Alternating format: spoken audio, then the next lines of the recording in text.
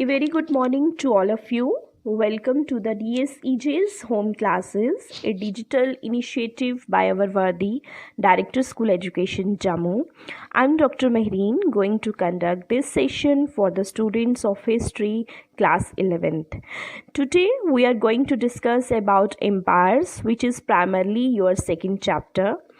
But main chapter पर आने से पहले मैं आपको थोड़ा सा ये बताने की कोशिश करूँगी कि how with the passage of time how in your ancient world territory become important and finally how the big empires like Rome came into prominence, that is Roman empire किस तरह से लाइमलाइट में आता है। हम इसके बारे में जो है पूरा का पूरा चैप्टर जो है आपका जहाँ से स्टार्ट होता है, this is your about your Roman empire.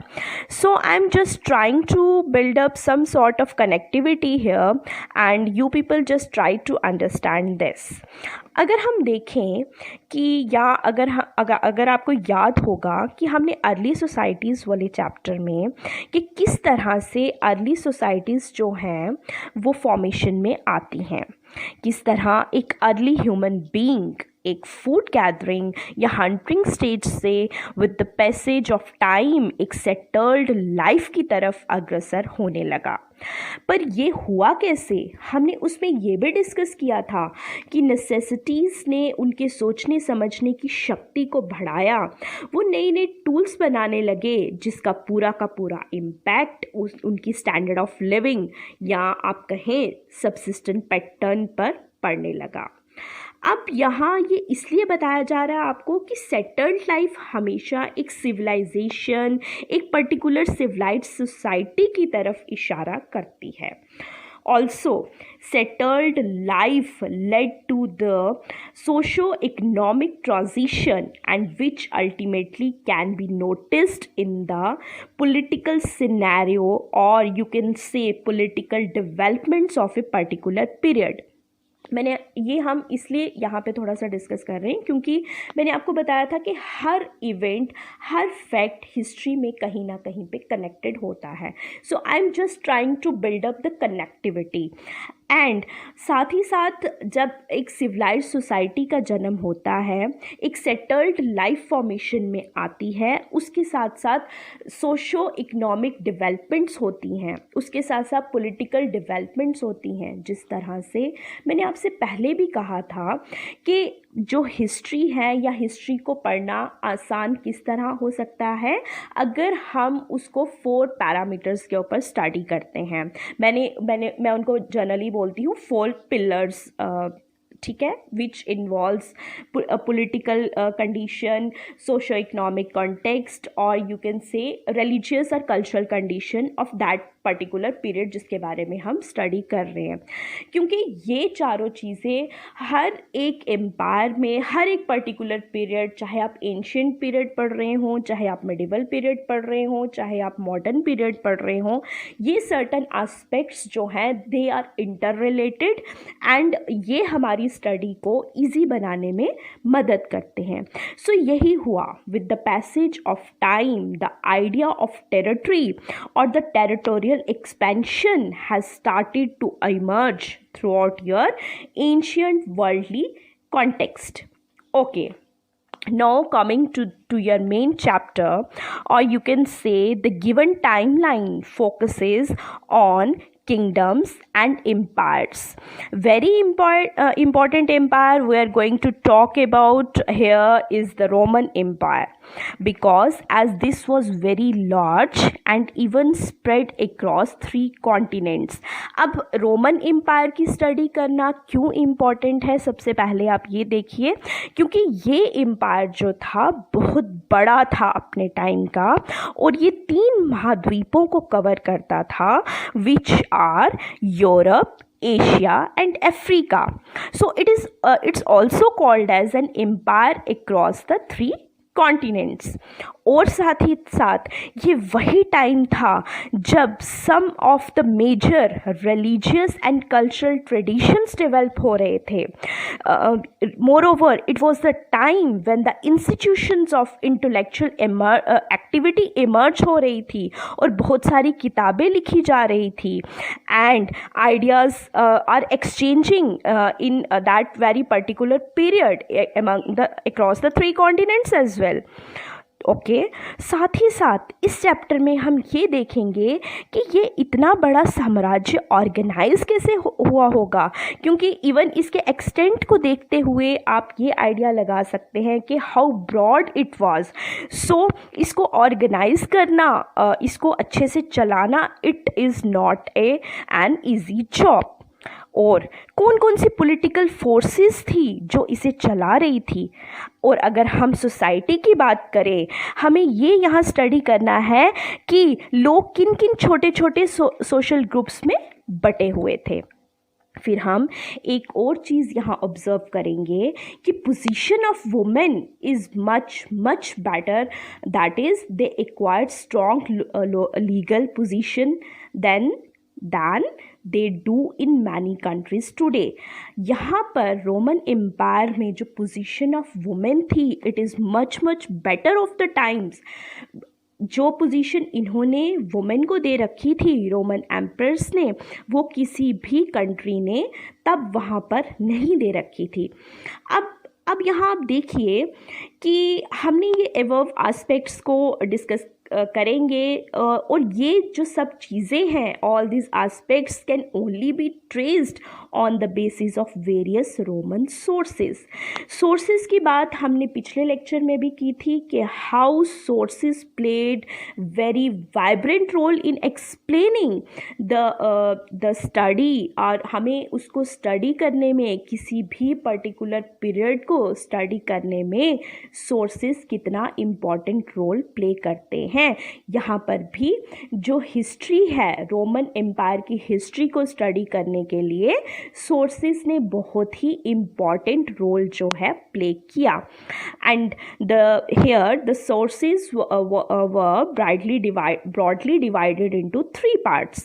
The first part is your called as your textual sources, second is your documentary sources or documents, and third is your material remains.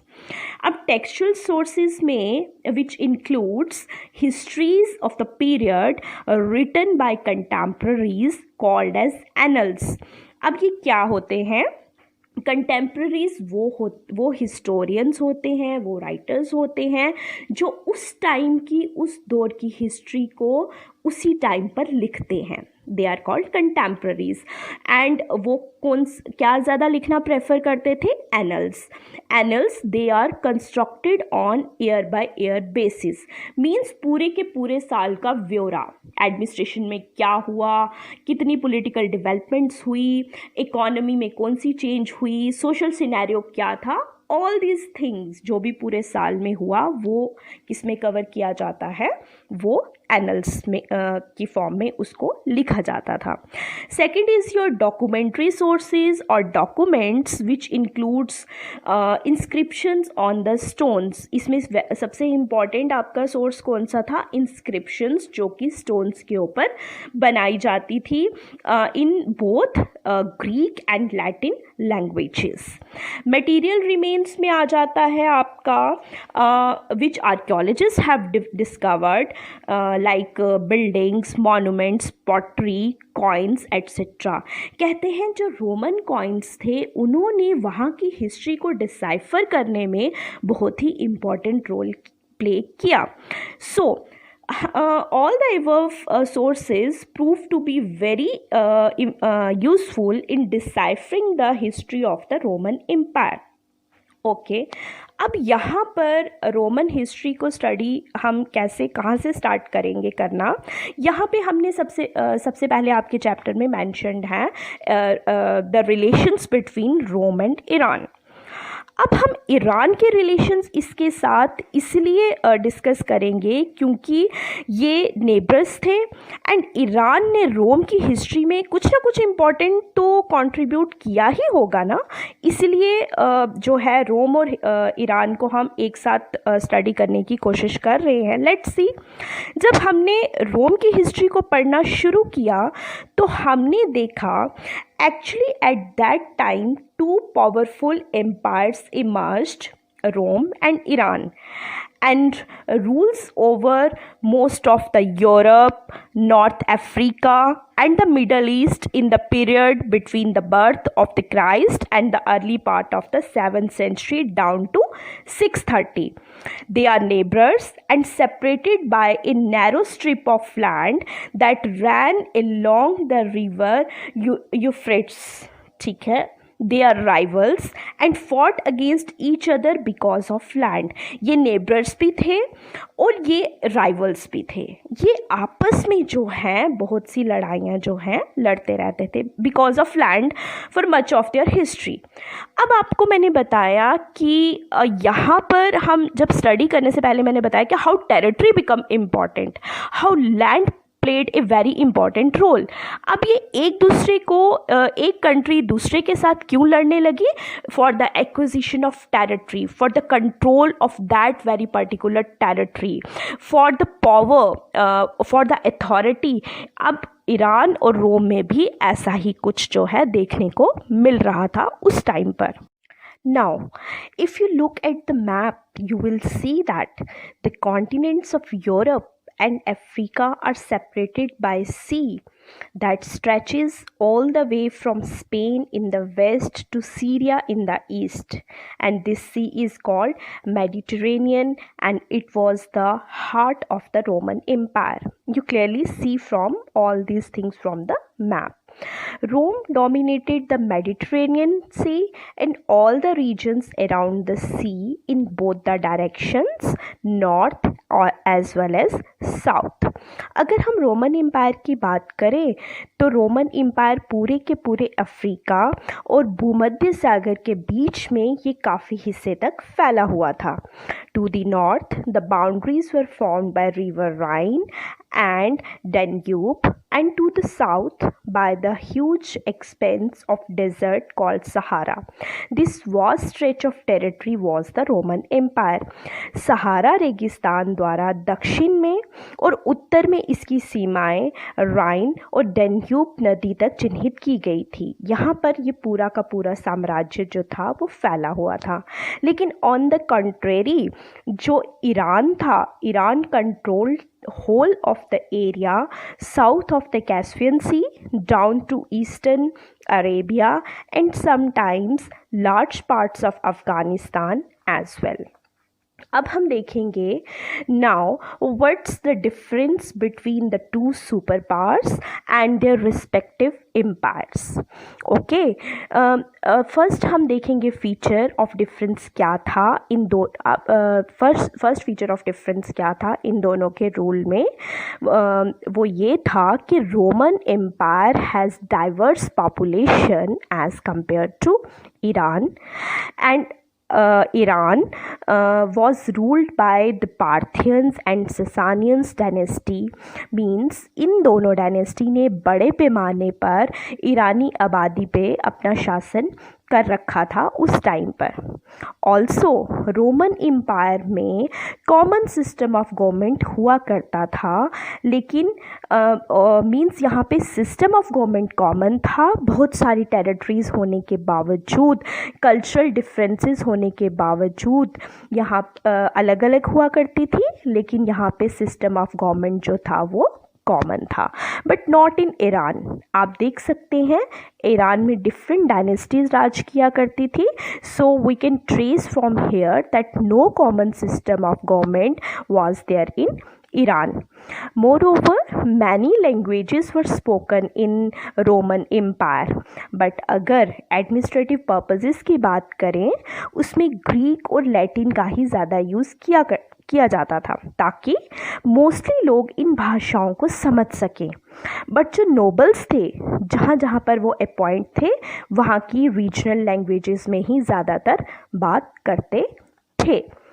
उसके बाद also all the people in the Roman empire were subjects of single ruler the emperor regardless of where they lived and what languages they spoke, but this feature was not prevalent in Iran. Means rulers जो वहाँ पे single ruler system हुआ करता था। राजा कहीं कहीं भी रहे, कौन सी लैंग्वेज भी वो बोले, लेकिन वहाँ पर जो रूल प्रेवलेंट था, it was the one ruler system was prevailing over there in the European Empire, but this feature was absent in the Iranian Empire.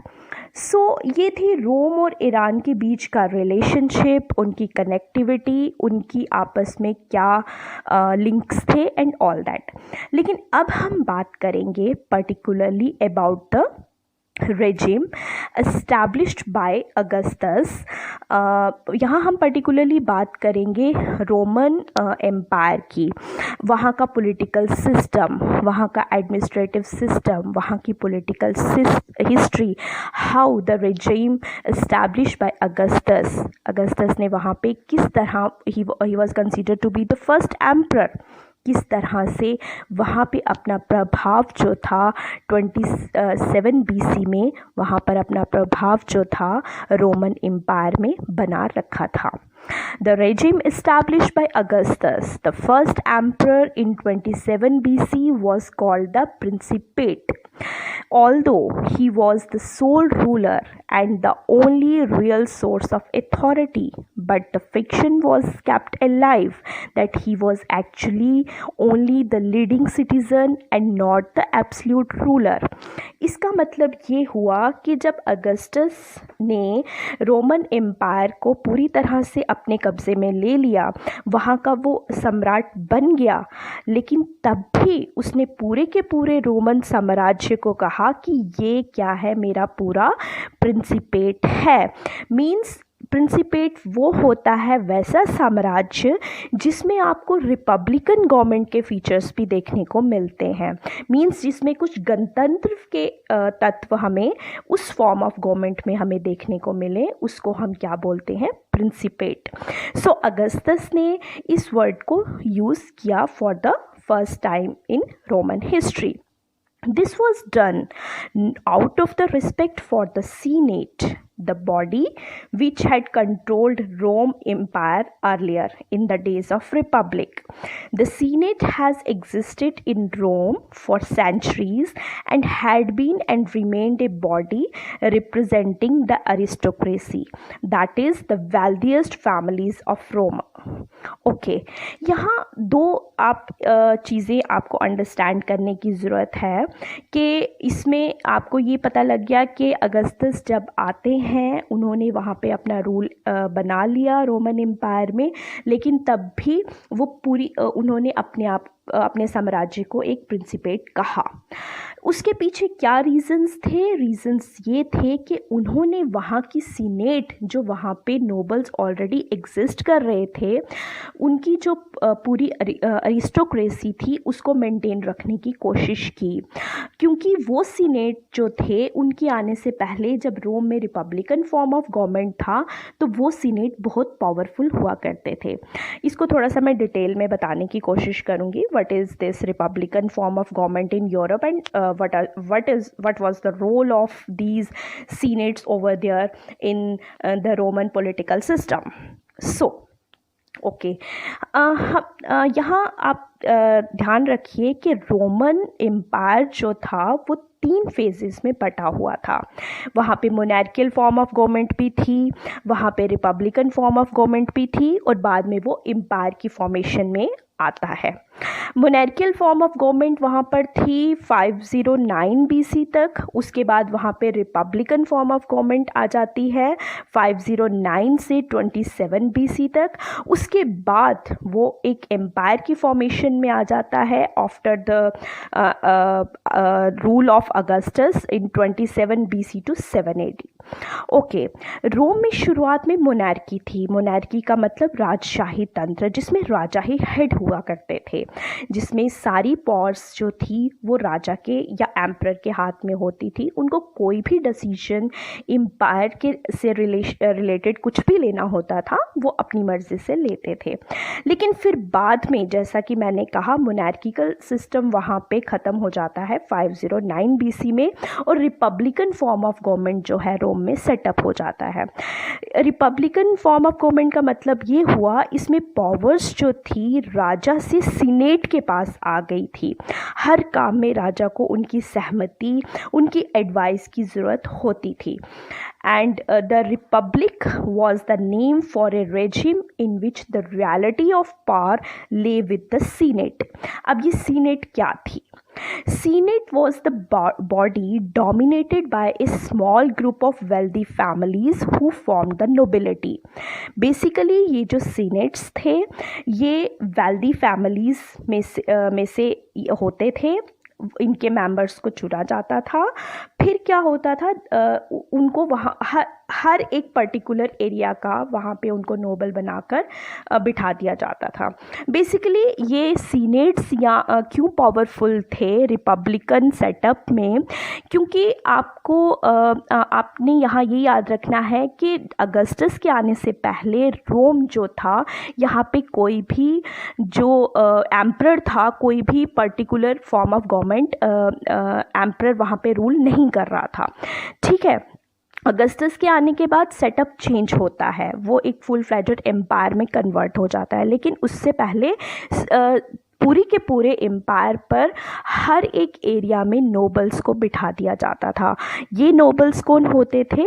ये वेल्दी फैमिलीज़ जो वहाँ की थी वहाँ से लिए जाते थे, and they are very powerful at that particular time. Means जब वहाँ पे रिपब्लिकन फॉर्म ऑफ गवर्नमेंट था तो इनकी अथॉरिटी बहुत पावरफुल थी। ये बहुत पावरफुल अथॉरिटी रखते थे, ये डिसीजन मेकर थे अपने एरिया में।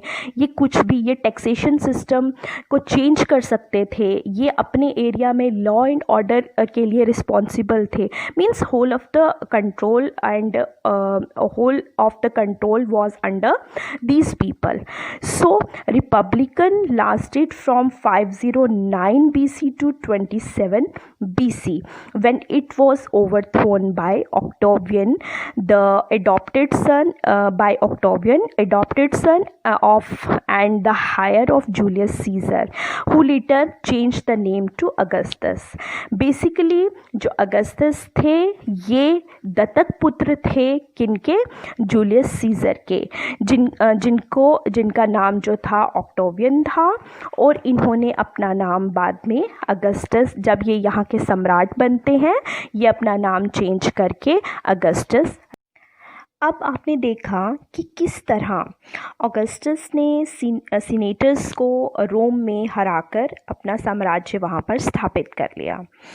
अब लेकिन उसने ये देखा कि इतना बड़ा साम्राज्य चलेगा कैसे, यहाँ पे क्या मुझे एडमिनिस्ट्रेशन में कुछ चेंजेस करनी चाहिए या एज इट इज़ जैसा चल रहा है वैसा चलने देना चाहिए।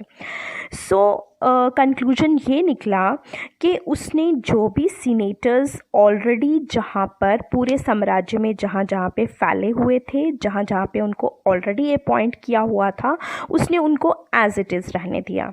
उसने उनकी जो मीन्स ना कोई ट्रांसफ़र की, ना ही उनको हटाने की कोशिश की। और अब एक इम्पॉर्टेंट बात इसने ये की कि इन सीनेटर्स को अपने कॉन्फिडेंस में रखने के लिए, या यूं कहें कि उनको काम पर लगाए रखने के लिए, उसने कहा कि मैं भी एक नागरिक ही हूँ। अगस्टस ने कहा कि मैं भी एक नागरिक ही हूँ, कॉमन सिटीज़न ही हूँ सबकी तरह। लेकिन यहाँ ये देखने की बात है, पहले सीनेटर्स जो थे उन पर्टिकुलर एरियाज़ के ऑल इन ऑल होते थे, सारी जो अथॉरिटी थी उनके हाथ में होती थी, वेदर टैक्सेशन सिस्टम हो, वहाँ का लॉ एंड ऑर्डर हो, कुछ भी हो, सब कुछ उनके हाथ में होता था. They are not answerable to anybody. लेकिन जब अगस्टस का रूल वहाँ पे आता है, now they are answerable for their every task to the ruler. Means अब उनकी power, now their powers were curtailed. अब देखिए, ये दोनों जो थे अगस्टस और सीनेटर्स, अब इनके बीच में एक राइवलरी सॉर्ट ऑफ एग्जिस्ट हो चुकी थी.